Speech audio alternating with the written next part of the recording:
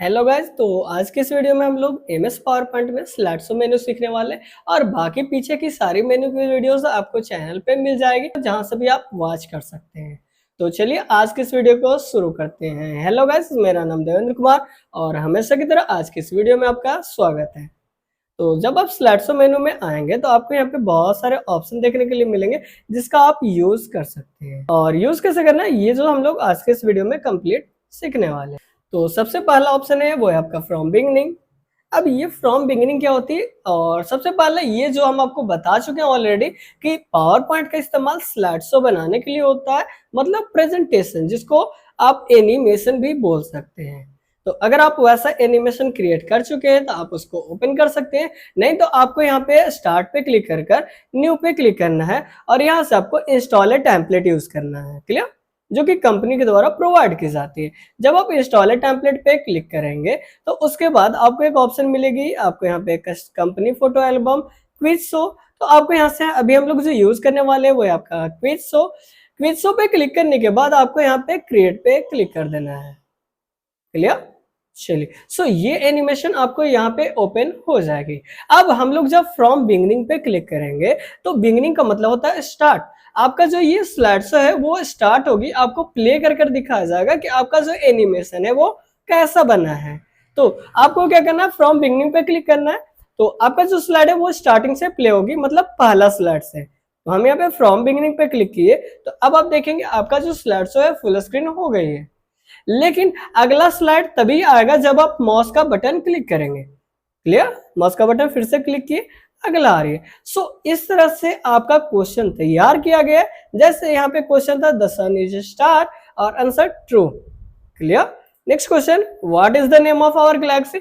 तो आंसर क्या होता है, अगर पता है तो आप बताइए, और नहीं तो जैसे हम माउस का बटन क्लिक करेंगे तो अगला इसका आंसर यहाँ पे आने वाला है। तो इस तरह का एनिमेशन बनाने के लिए आप पावर पॉइंट का इस्तेमाल करेंगे। तो ये था आपका कुछ ऐसा एनिमेशन जो आप यूज कर सकते हैं पावर पॉइंट में। साथ ही साथ और भी बहुत सारे ऑप्शन है। तो अभी हम यहाँ पे माउस का बटन थोड़ा फास्ट क्लिक करके हम लोग आगे बढ़ने वाले हैं। तो जब आपका स्लाइड शो खत्म हो जाएगा तो आपके स्क्रीन पे end of slide show click to exit ऐसा लिखा हुआ आएगा। जैसे हम लोग वापस से क्लिक करेंगे तो वापस से पहले जैसी हो जाएगी। क्लियर? फ्रॉम बिगिनिंग का मतलब आपका स्लाइड शो जो है वो स्टार्टिंग से प्ले होगी। और ये जो बार बार आपको माउस क्लिक करना पड़ रहा है वो अगर आप नहीं चाहते हैं तो आपको एनिमेशन मेन्यू में आकर यहाँ पे राइट साइड में ऑन माउस क्लिक है जिसको आपको बंद करना है और यहाँ पे ऑटोमेटिक आफ्टर इसको क्लिक करके अप्लाई टू ऑल पे क्लिक कर देना है। क्लियर? अब आपको प्ले करने के लिए माउस का बटन बार बार क्लिक नहीं करना पड़ेगा। अभी हम लोग वापस से स्लाइड शो में आने वाले हैं और एक होता है फ्रॉम करेंट स्लाइड जो कि सेकंड ऑप्शन है। करेंट का मतलब जहां पे अभी हम रहेंगे, मतलब अभी हम कौन से स्लाइड पे, फर्स्ट वाले स्लाइड पे। अगर हम सेकंड पे क्लिक कर दें या थर्ड पे क्लिक कर दें और जब हम करेंट स्लाइड पे क्लिक करेंगे तो हमारा जो एनिमेशन ये प्ले होगा वो तीसरा स्लाइड से प्ले होना शुरू हो जाएगा, पहला और दूसरा स्लाइड नहीं प्ले होगी। तो अभी हम यहाँ पे करेंट पे क्लिक किए तो देख रहे होंगे आपका तीसरा स्लाइड यहाँ प्ले होना शुरू हो गया और आपका जो एनिमेशन है वो खुद से आ रही है, आपको लाने की जरूरत नहीं पड़ रही है।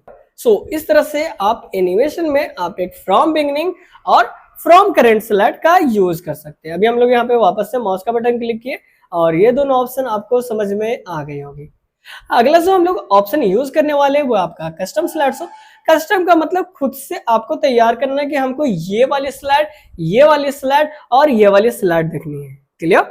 सो हम क्या करेंगे, यहाँ पे कस्टम पे क्लिक करेंगे और यहाँ पे आपको एक कस्टम शोज मिलेगा जिस पर आपको क्लिक करना है।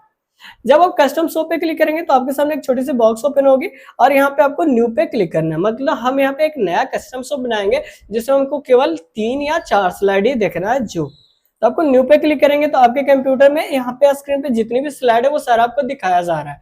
तो टोटल स्लाइड आपके पास अभी अवेलेबल है कितनी, 8। आपके पास 8 स्लाइड है। हम चाहते हैं कि पहला स्लाइड हम देखना चाहते हैं तो पहला पे क्लिक करना है और उसके बाद आपको ऐड पे क्लिक करना है। क्लियर? दूसरा स्लाइड हमको नहीं देखना है तो आप दूसरा पे नहीं क्लिक कीजिए। तीसरा देखना है तो तीसरा पे क्लिक करके ऐड पे क्लिक कर देना है। फिर हमको चौथा भी देखना है तो चौथा पे क्लिक करेंगे, ऐड पे क्लिक करेंगे।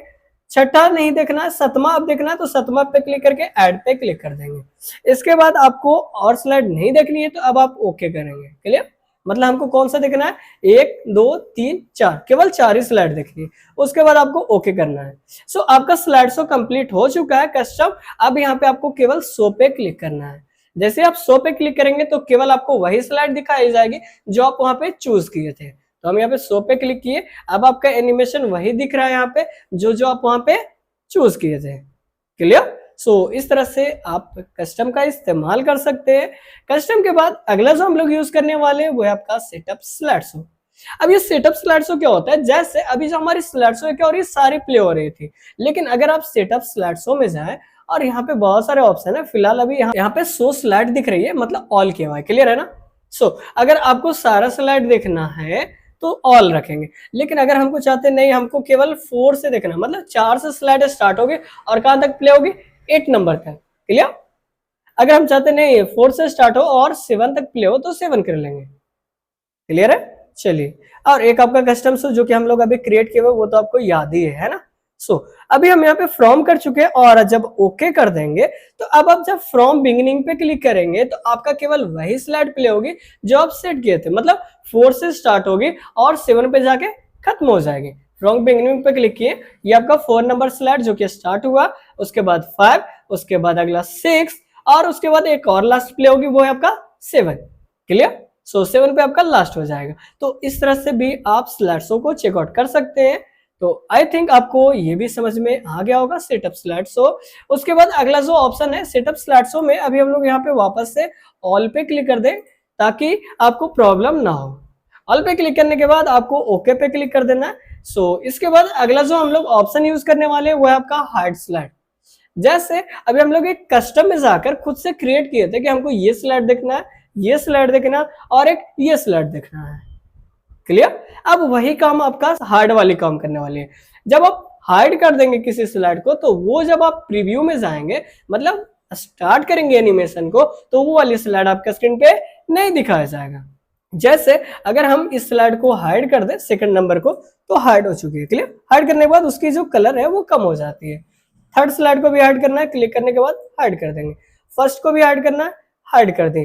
अभी हम लोग और नीचे आएंगे और जैसे 5 नंबर स्लाइड को हाइड कर दिए, 6 को हाइड कर दिए। सो अब जो स्लाइड बच रही है, अगर हम फ्रॉम बिगिनिंग पे क्लिक करेंगे तो केवल वही स्लाइड यहाँ पे आएगी जो हमारा हाइड नहीं हुआ है। क्लियर? सो इस तरह से आप हाइड और अनहाइड कर सकते हैं किसी भी एक स्लाइड को। जैसे अभी जो हमारी स्लाइड हाइड हो चुकी है उसको हम लोग वापस से इस बार अनहाइड करने वाले हैं। तो अनहाइड करने के लिए क्लिक कर अनहाइड करना है। क्लियर? चलिए, सो ये आपको समझ में आ गई होगी हाइड और अनहाइड। आगे हम लोग अगला जो सेटअप स्लाइड शो में हम आपको बताएं, इतने सारे ऑप्शन थे। सो यहाँ पे आपको लेफ्ट में देखेंगे तो शो टैब में जो कि present by speaker full screen, यहाँ पे एक और है browse by an individual window. अगर हम लोग इस पे क्लिक करके और ओके करें और उसके बाद जब हम लोग फ्रॉम बिगिनिंग करेंगे तो आपका क्या हो रहा है, साथ में ऊपर में स्क्रीन भी दिख रही है एमएस पावर पॉइंट की। क्लियर? लेकिन यही अगर हम लोग वहां पे डायरेक्ट जो हमारा ऑप्शन बाय डिफॉल्ट होता है प्रेजेंटिंग बाय स्पीकर, और जब ओके करेंगे तो केवल आपका स्लाइड शो दिखेगी, पावर पॉइंट नहीं दिखती है। क्लियर है? चलिए, सो इसके ज्यादा अभी हम लोग फिलहाल सेटअप स्लाइड शो में कुछ और यूज नहीं करने वाले। बाकी हम लोग अभी यहाँ पे फिलहाल कैंसिल करेंगे और आगे हम लोग यूज करने वाले वो आपका रिकॉर्ड नरेशन। अब ये रिकॉर्ड नरेशन क्या होती है वो समझते हैं। जैसे हम लोग रिकॉर्ड नरेशन पे क्लिक करेंगे तो इसमें आपका हर स्लाइड के लिए एक अलग सा टाइमर सेट होगा कि ये स्लाइड पे हमको इतना टाइम देखना है और ये स्लाइड पे हमको इतना टाइम देना है। क्लियर? तो हम क्या करेंगे, रिकॉर्ड नरेशन पे क्लिक करेंगे और यहाँ पे आपको ओके पे क्लिक कर देना है। जब आप ओके पे क्लिक करेंगे तो आपको यहाँ पे फ्रॉम, क्लियर, एक करंट स्लाइड मिल रही है और एक फर्स्ट स्लाइड मिल रही है। फर्स्ट का मतलब आपका पहला स्लाइड से शुरू होगा और करंट का मतलब जिस स्लाइड पे अभी आप हैं उस स्लाइड से। तो अभी हम चौथे स्लाइड पे जो आपको लेफ्ट साइड में दिख रही है। जैसे अभी हमारी जो पहली स्लाइड है और इसको हम लोग जब प्रीव्यू किए तो ये जो है फास्ट प्ले हो गई, लेकिन हम चाहते हैं जो हमारा पहला स्लाइड है जिसमें हम लोग जब क्वेश्चन बोलेंगे कि the sun is a star, तो यहाँ पे कुछ देर वेट कर रहे हैं 1 2 3 4 5 सेकेंड। क्लियर? तो इसके लिए हम लोग वहाँ पे स्टेप को रोकेंगे, इसके लिए हम लोग रिकॉर्ड नरेशन का यूज करते हैं। जब आप रिकॉर्ड नरेशन पे अप्लाई करेंगे तो आपको यहाँ पे टाइमर चलती रहेगी और जितना टाइम आप जिस स्लाइड के लिए और जिस क्वेश्चन के लिए लगाना चाहते हैं आप यूज करेंगे। क्लियर? तो अभी हम लोग यहाँ पे क्या करेंगे, फर्स्ट स्लाइड पे क्लिक कर रहे हैं और जैसे फर्स्ट स्लाइड क्लिक करेंगे तो आपका स्टार्टिंग का स्लाइड आ चुका है, क्विज शो, मतलब पहला स्लाइड से शुरू हो चुका है। अब हम लोग को माउस का बटन क्लिक करना है, क्लियर। जब आप माउस का बटन क्लिक करेंगे तो अगला स्लाइड आएगा। अब अगला जो ये स्लाइड आई, अब जैसे ये जो स्लाइड लिखा है इसको हम लोग क्या कर रहे हैं, समझा रहे हैं, क्लियर। तो समझाने में कुछ समय लग रही है तो हम लोग पढ़ना शुरू किए, फिर उसके बाद नेक्स्ट स्लाइड आएंगे। नेक्स्ट स्लाइड जो ये आया, simple question and answer, clear. अब ये जो स्लाइड आ रही है तो सारे में क्या हो रहा है, आपका क्वेश्चन रिपीट कर रही है, तो सारे में क्या हो रहा है, आपका टाइमर सेट होते जा रही है, क्लियर। जैसे अभी ये जो हमारा क्वेश्चन अभी आ रही है, फिर अगला आया, तो ये जो हर क्वेश्चन आ रही है सारे में आपका टाइमर सेट हो रही है, क्लियर। जैसे अब यहाँ पे हमारा क्वेश्चन आ गया the sun is a star, तो हम लोग ये क्वेश्चन पढ़ लिए। अब यहाँ पे कुछ देर ऑडियंस के लिए वेट करें, मतलब जो आंसर देने वाले उसके लिए। अब उसका आंसर आ चुका है तो हम लोग क्या करेंगे, रिजल्ट सॉर्ट करेंगे। तो जैसे अगला माउस का बटन क्लिक करेंगे तो आपको आंसर सॉर्ट करेंगे, क्लियर। तो इस तरह से आप हर स्लाइड पे अपने हिसाब से एनिमेशन ऐड कर सकते हैं कि किस स्लाइड पे आपको कितना टाइम देना है, क्लियर। तो अभी हम लोग यहाँ पे ये जो टाइमर लगा रहे हैं, जल्दी जल्दी थोड़ा सा आप फास्ट करेंगे, नहीं तो आपकी टाइमर इसमें ज्यादा लगाने का वीडियोस थोड़ी सी लॉन्ग हो जाएंगे। सो हम यहाँ पे थोड़ा सा फास्ट काम करेंगे। और नेक्स्ट आपका क्वेश्चन जैसे ये था, व्हाट इज इंटीरियर, तो आपको इसका आंसर जो है वो केवल दिख रही है, बाकी सारा क्या हो गया, हाइड हो गया। तो इस तरह का एनिमेशन बनाने के लिए आप पावर पॉइंट का यूज कर सकते हैं। फिलहाल यहाँ पे हम लोग थोड़ा सा फास्ट आगे बढ़ रहे हैं ताकि हमारी जो स्लाइड है वो कंप्लीट हो जाए। चलिए अब यहाँ पे हमारा स्लाइड जब खत्म हो जाती है तो end of the screen show, ठीक है, स्लाइड शो। आपको यहाँ पे एक बार माउस का बटन क्लिक करना है वापस से, और यहाँ पे आपको एक ऑप्शन सेव और डाउन सेव आ रही है। सो मतलब आपको जो टाइमर यहाँ पे यूज किए हैं, कौन सा स्लाइड में कितना देर, अगर वो सेव करना है तो आप सेव पे क्लिक करेंगे। और जैसे ही सेव करेंगे तो आपको यहाँ पे दिखाया जा रहा है कि आपका जो पहला स्लाइड है जिसपे आप 9 सेकंड यूज किए हैं, सेकंड 21, 15, 23, तो अब जिस स्लाइड पे जितना टाइम यूज किया वो सारा आपको यहाँ पे शो कर रही है, क्लियर। और अगला जो है वो आपका रिहर्स टाइमिंग, जिसको आपको यहाँ पे कुछ करने की जरूरत नहीं है। रिहर्स का मतलब जो आप यूज किए वो, ठीक है। और यहाँ पे यूज रिहर्स टाइमिंग मतलब आपको जो रिहर्स किया, मतलब जो ये टाइमर लगाया उसको यूज करना है कि नहीं करना है। अब अगर हम लोग इस स्लाइड शो को प्रीव्यू करेंगे तो आप जितना टाइम जिस स्लाइड शो पे लगाए उतना टाइम उसको प्ले होने में लगेगी, क्लियर। ये था आपका रिकॉर्ड नरेशन और एक यूज रिहर्स टाइमिंग का। जैसे अभी हम लोग क्या करेंगे, फ्रॉम बिगनिंग पे क्लिक करेंगे। जैसे हम लोग फ्रॉम बिगनिंग पे क्लिक किए तो अब क्या हो रहा है, आपका यहाँ पे स्लाइड चलना शुरू हो गया है, लेकिन आप पहला स्लाइड पे कितने सेकंड टाइमर लगे हुए थे, 9 सेकंड। तो 9 सेकंड के बाद अगला स्लाइड आ गया, फिर 9 सेकंड के बाद क्या होगी, अगला स्लाइड आएगी, क्लियर है। तो अब आपका 9 या 20 सेकंड, तो जितना आप टाइमर लगाएंगे उतनी टाइम आपके स्लाइड शो को प्रीव्यू होने में लगेगी। तो आपको अच्छे से समझ में आ गई होगी कि हम लोग यूज रिहर्स टाइमिंग क्यों यूज करने वाले हैं, क्लियर। अगर हम वो जो यूज रिहर्स टाइमिंग नीचे में जो कि चेक किया हुआ है, टिक किया हुआ है, अगर उसको अनटिक कर दे तो आपका जो ये स्लाइड शो में टाइमर लगा वो टाइमर यूज नहीं होगी, मतलब आपका पहले जैसा वापस से प्रीव्यू हो जाएगी, मतलब एक के बाद एक के बाद एक के बाद एक आती रहेगी, क्लियर। चलिए फिलहाल हम इस प्रीव्यू को यहीं पे स्टॉप कर रहे हैं। तो हम लोग क्या करेंगे, माउस का राइट बटन क्लिक करेंगे और यहाँ पे आपको इंड शो मिलेगी, सबसे नीचे में उस पर क्लिक करना है।